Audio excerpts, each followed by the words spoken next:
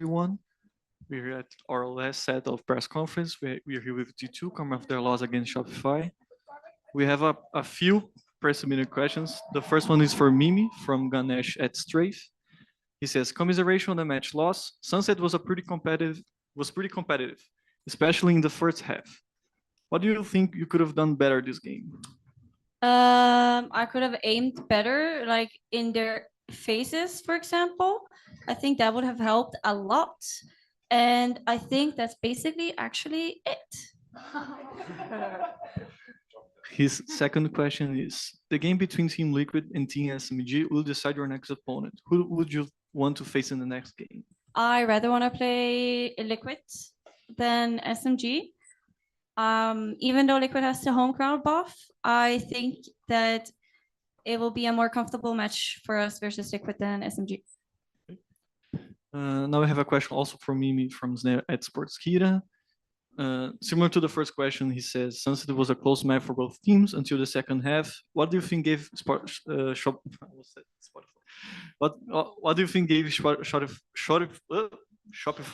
I'm saying Spotify. Shopify that edge in the later half that helped them close out this series. I really think it comes down to like small things as us not reacting fast enough or making the wrong reaction, and also again them just shooting harder. There was a lot of whiffing going on from, well, mainly my side I can speak of, which would have definitely helped us getting more rounds if I could just like get the kill as I was fighting someone, because they were rotating as I was shooting 45 bullets at one person that just refused to die. So yeah. Now we have some questions from the room. Hi, I'm Silksy from Game Arena. This question is for anyone who feels comfortable in answer. And after the series, how the team gonna work the confidence and the mental for the next games? I don't think that in this team we ever got like a lack of confidence after a loss, because we used to talk about things and discuss in a team what happened and what we can do better for next time. So our main focus actually is to do better instead of like focusing, oh my god, we played so bad, oh my god, we didn't do our best and stuff. Like, it's nothing to do with our confidence actually, but we will try our best to play better next time.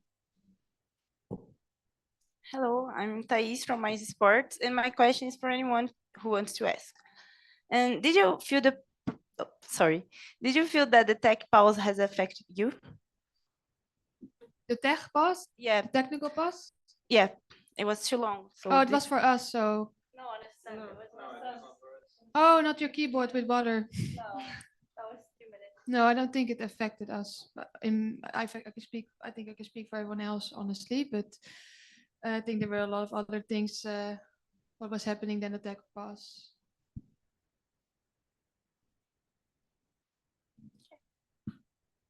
Okay. Thanks.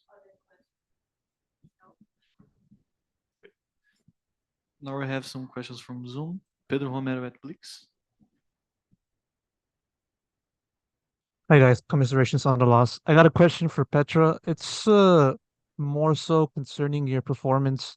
Despite the loss, you finished, I believe, with the highest amount of kills and probably the highest rating. I'm not too sure on that, but still, does take away the performance that you've done, specifically on the first map with the op racking around like 10 plus kills on that.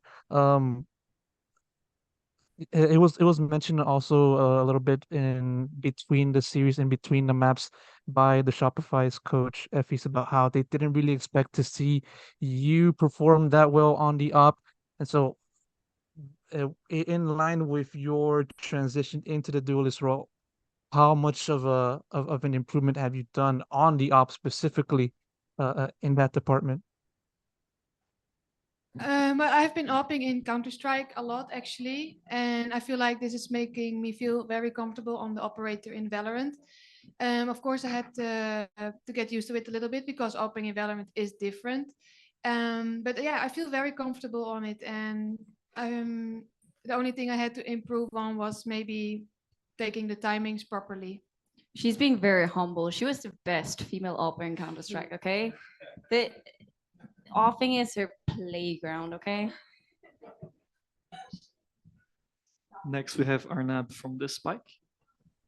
Hi guys, commiseration of the loss. My question is for Coach Kakis. Do you think Shopify Rebellion's double initiator composition was a bit overpowering to your double controller setup on Sunset?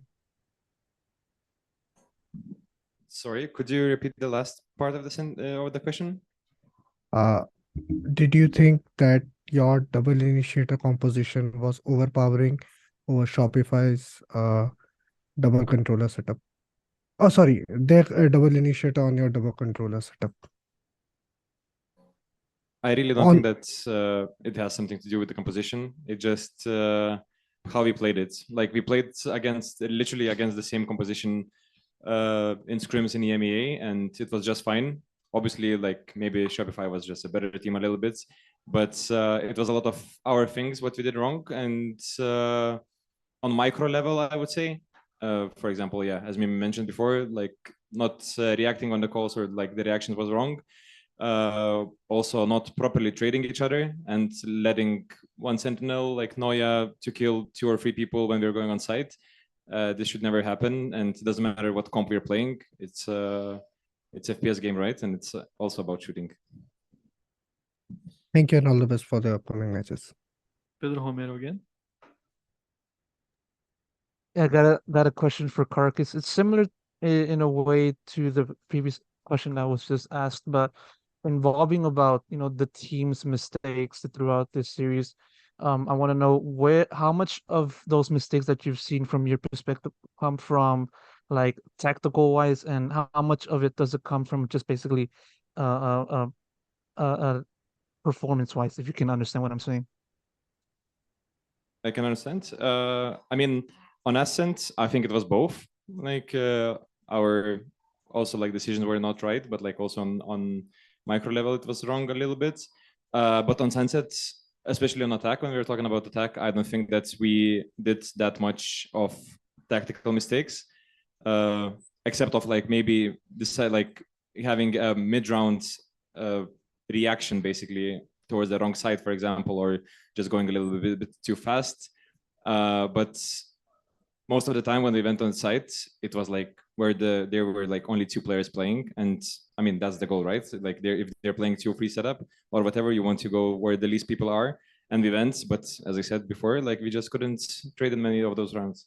And on dev side, I mean I really think that it was also pretty fine, but we had an idea how to play against Breach, but we still got caught several times got surprised by them doing stuff that we've seen them doing versus EDG as well.